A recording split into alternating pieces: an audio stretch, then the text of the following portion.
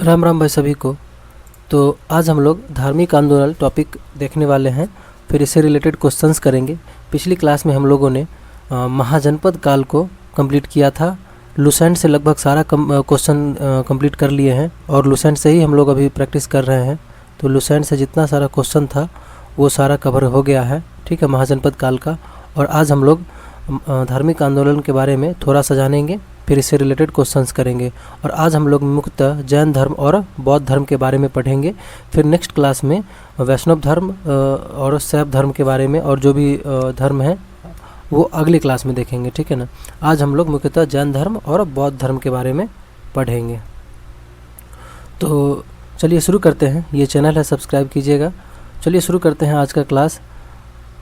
सबसे पहले है हमारा जैन धर्म, ठीक है ना। जैन धर्म, तो देखिए जैन धर्म के जो संस्थापक थे और प्रथम तीर्थंकर जो थे वो थे ऋषभदेव, ठीक है, ऋषभदेव। और इन्हें आदिनाथ भी कहा जाता था, ठीक है, आदिनाथ भी कहा जाता था।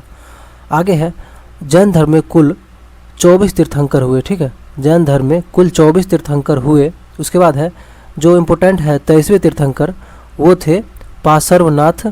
इन्हें झारखंड के सम्मेद शिखर पर ज्ञान प्राप्त हुआ था, ठीक है।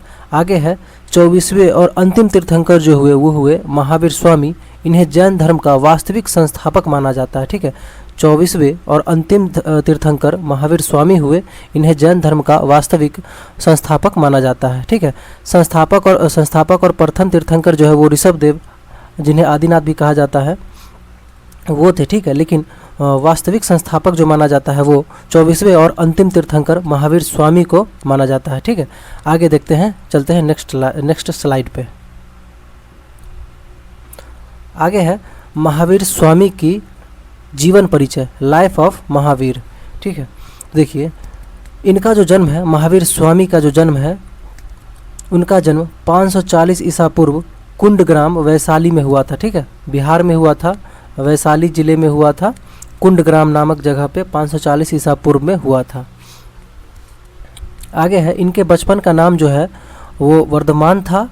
उसके बाद है इनके माता पिता का जो नाम था, पिता का नाम सिद्धार्थ था, और ये पिता जो थे ये ज्ञात्रक कुल के सरदार थे, एवं माता जो थी वो त्रिशला लिच्छवी शासक चेतक की बहन थी, ठीक है। त्रिशला जो थी माता वो लिच्छवी शासक चेतक की बहन थी। आगे है ज्ञान प्राप्ति, या जिन्हें जैन धर्म में कैवल्य कहते हैं। तो ज्ञान जो प्राप्ति हुई महावीर स्वामी को, वो हुई 12 वर्ष की कठोर तपस्या के बाद ऋजुपालिका नदी के तट पर साल वृक्ष के नीचे ज्ञान की प्राप्ति हुई थी, ठीक है, ये ध्यान में रखेंगे। चलिए आगे चलते हैं नेक्स्ट स्लाइड पे।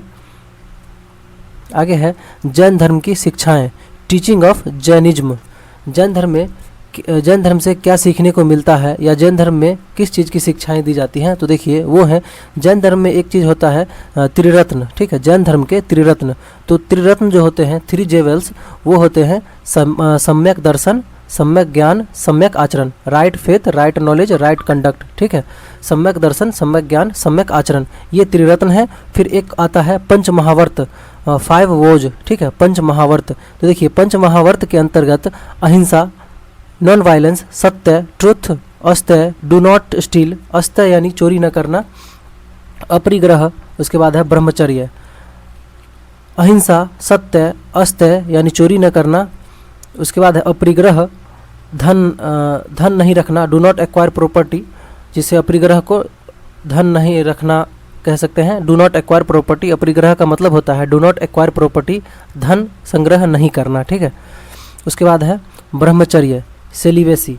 देखिए ब्रह्मचर्य जो है यह 5वां और अंतिम व्रत महावीर स्वामी द्वारा जोड़ा गया था, ठीक है। ये 5वां और अंतिम व्रत महावीर स्वामी द्वारा जोड़ा गया था, ठीक है, ये ध्यान में रखेंगे। चलिए आगे चलते हैं। आगे अब आता है हमारा बौद्ध धर्म। बौद्ध धर्म के बारे में जानते हैं। पहले बौद्ध धर्म के बारे में जीवन परिचय देखते हैं, ठीक है। तो देखिए संस्थापक जो थे वो गौतम बुद्ध थे। इन्हें लाइट ऑफ एशिया, एशिया की ज्योति पुंज कहा जाता था।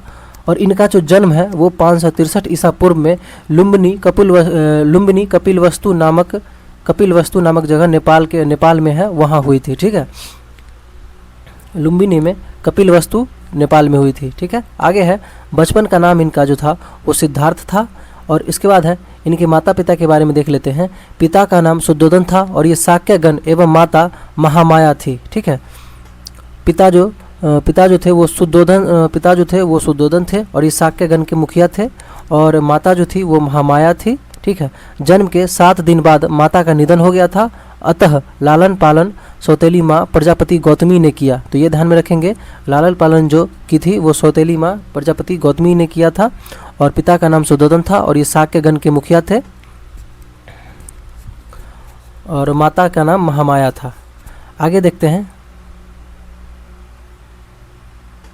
आगे है गौतम बुद्ध की जीवन यात्रा, जर्नी ऑफ बुद्धा। देखिए, इन्होंने गृह त्याग कर दिया था, जिसे बुद्धिज्म में महाविनिष्कर्मण कहते हैं। 29 वर्ष की आयु में सत्य की खोज के लिए इन्होंने घर छोड़ दिया था। उसके बाद है ज्ञान प्राप्ति, जिसे बुद्धिज्म में निर्वाण भी कहा जाता है। तो ज्ञान प्राप्ति के लिए इन्होंने 35 वर्ष की आयु में बोध गया में निरंजना नदी के तट पर पीपल वृक्ष, बोधि वृक्ष के नीचे इन्हें ज्ञान की प्राप्ति हुई थी। ठीक है, 35 वर्ष की आयु में बोध गया में निरंजना नदी के तट पर पीपल वृक्ष, जिसे बोधि वृक्ष भी कहते हैं, उसी के नीचे इन्हें ज्ञान की प्राप्ति हुई थी, जिसे बुद्धिज्म में निर्वाण की प्राप्ति होना कहते हैं। ठीक है, निर्वाण की प्राप्ति होना। आगे देखते हैं, इन्होंने प्रथम उपदेश जो दिया था, जिसे बुद्धिज्म में धर्मचक्र प्रवर्तन कहते हैं, वो दिया था सारनाथ ऋषिपत्तनम में अपने 5 मित्रों को दिया था। ठीक है,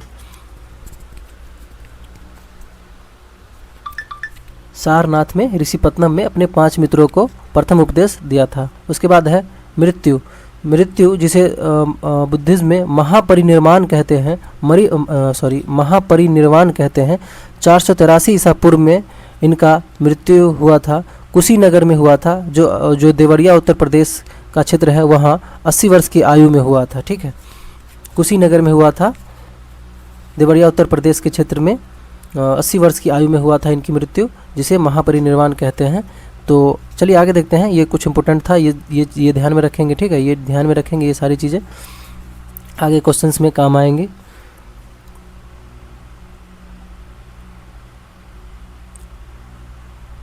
आगे है प्रमुख बौद्ध संगीतियाँ। देखिए, प्रमुख बौद्ध संगीतियाँ जो हुई थी, बुद्धिस्ट काउंसिल जो हुआ था, ये सबसे इम्पोर्टेंट है, इसको विशेष करके ध्यान में रखेंगे। तो देखिए, देखते हैं जो प्रमुख हमारा बौद्ध संगीतिया हुआ था उसके बारे में देख लेते हैं। तो देखिए, प्रथम बौद्ध संगीति हुआ था 483 BC में, 483 ईसा पूर्व में, और ये राजगृह में हुआ था। जो अध्यक्ष थे वो थे महाकश्यप, और उस समय जो शासक थे वो थे अजातशत्रु। ठीक है, उसके बाद है द्वितीय बौद्ध संगीति 383 BC, 383 ईसा पूर्व में हुआ था, और ये वैशाली में हुआ था, और अध्यक्ष जो थे वो थे सबाकामी, और उस समय जो शासक थे वो थे कालाशोक।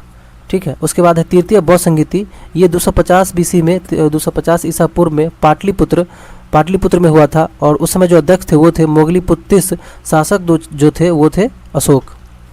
उसके बाद है चतुर्थ बौद्ध संगीति जो हुआ था वो 1st सेंचुरी AD में हुआ था, और कुंडलवन कश्मीर में हुआ था, और उस समय अध्यक्ष जो थे वो थे वसुमित्र, और शासक जो थे वो थे कनिष्क, और यही बौद्ध धर्म हीनयान और महायान में बट गया था। ठीक है, अंतिम बौद्ध हीनयान और महायान में। ठीक है, और ये शासक ध्यान में रखेंगे कि ये चारों बौद्ध संगीति में कौन कौन से शासक थे, तो ये ध्यान में रखेंगे, ये इम्पोर्टेंट है। तो इसका एक ट्रिक भी है याद रखने का। तो देखिए, ए के ऐसे याद रखना है, ए से अजातशत्रु, के से कालाशोक, ए से अशोक, के से कनिष्क। ठीक है, अब आगे देखते हैं।